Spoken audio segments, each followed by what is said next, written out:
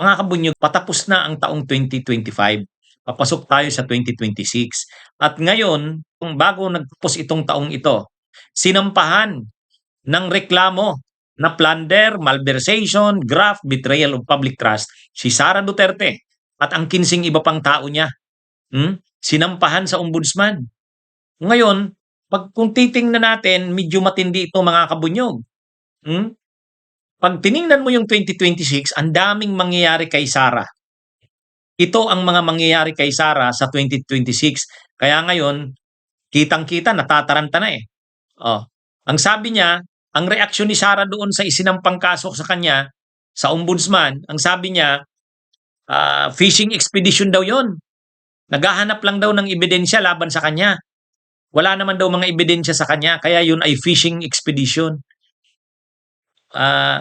Unang-una, kung nakita naman natin yung picture ng mga kung gaano karaming dokumento yun, gaano kakapal na mga papel yung nandun. Lahat yun, ebidensya eh. Tingnan nyo yung kapal ng ebidensya na yun. Paano naman sinasabi ni Sarang maghahanap pa lang ng ebidensya? Ang dami ng ebidensya kasi yung kamera nagkaroon ng pagdinig. Nagkaroon ng investigation sa kanya, sa confidential funds. Grabe na ang ebidensyang nakuha doon. Kung ready na nga, ready na ang ebidensya dahil para nga sa impeachment, kaya lang hindi nga minaniubra nga ni Chis Escudero tapos kinalaunan yung Korte Suprema pa, pinatay na yung impeachment. Pero kung natuloy yun, handang-handa na ang mga ebidensya doon, ang mga testigo doon. Tapos ngayon, sasabihin ni Sara, fishing expedition itong pagsampa ng kaso. Hindi ito fishing expedition. Tambak na nga eh.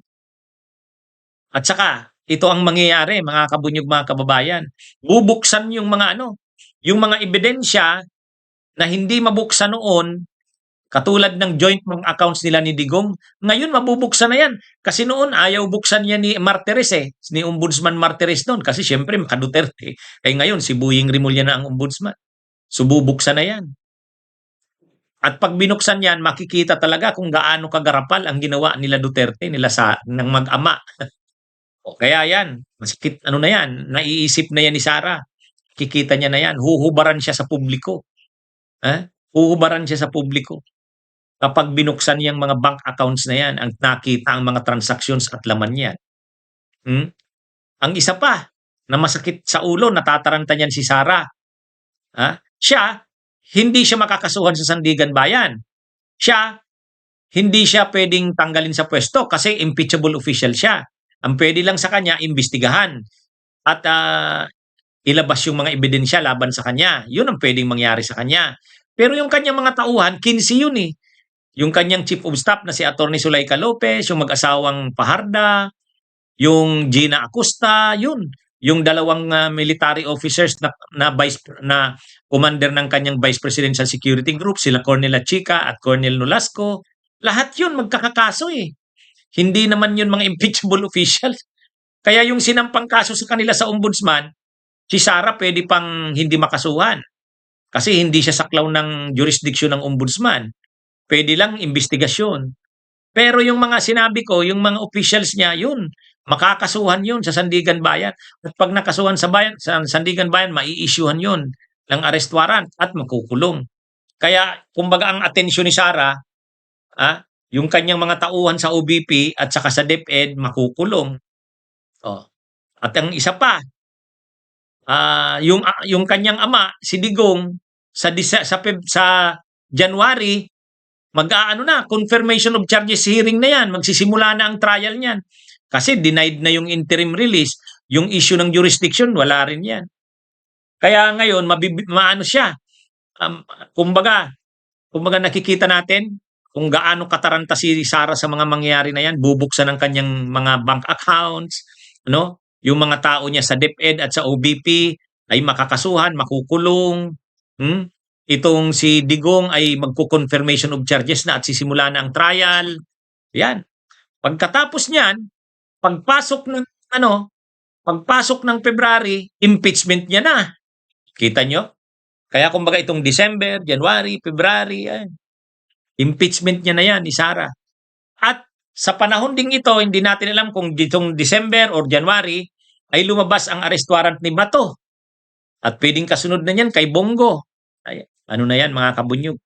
Talagang tad-tad ang problema ni Sara. Alam niya yan, natataranta na ngayon yan. Hindi naman mga simple yung mga sinabi ko na yan ang mga mangyayari. Yan ang mga mangyayari kay Sara sa 2026. Kaya madugo sa kanya ang 2026. Madugo. Ano yan, grabing problema. Actually, ngayon makikita mo natataranta na eh.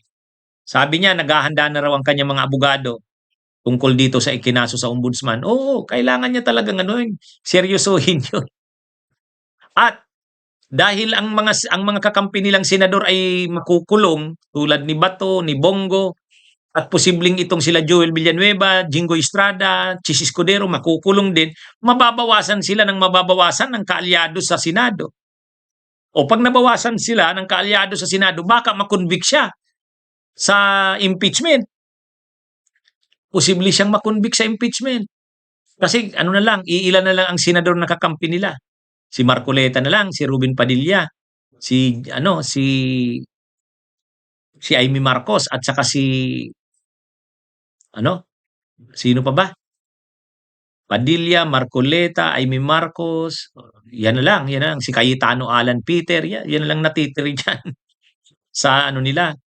O, madali nang maisulong ang impeachment at posibleng convict si Sara niyan. Pag na-convict si Sara niyan, tanggal siya.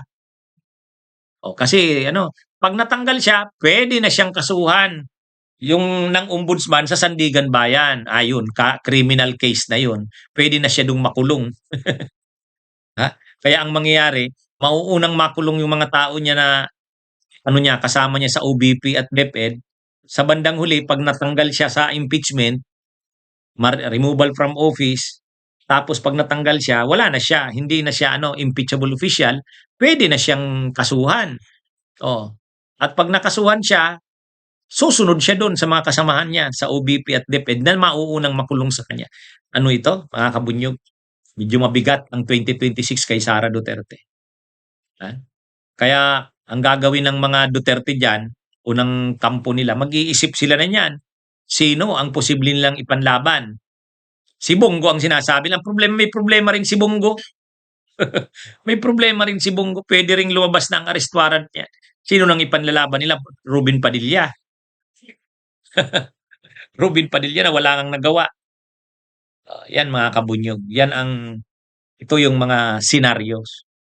Ito yung mga mangyayari ngayong pasok na 2026. Kaya makikita mo, alam nila yan, natataranta na sila dyan. Natataranta na yan. Kung sana si Duterte nabigyan ng interim release, nakabalik ng Davao, ayun, lalakas. Lalakas ang loob nila dyan. Pero ngayon, hindi.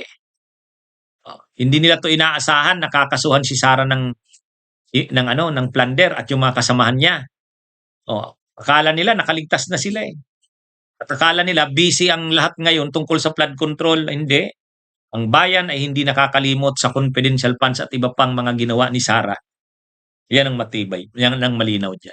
Okay, mga kabunyog, mga kababayan, magandang araw sa inyong lahat. Mabuhay po tayo. Bunyog, bunyog, halikan na kasama ka. Bunyog, kapag buklod ay may pag-asa.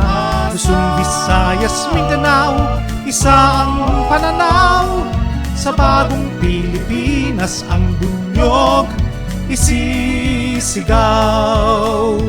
Bunyog.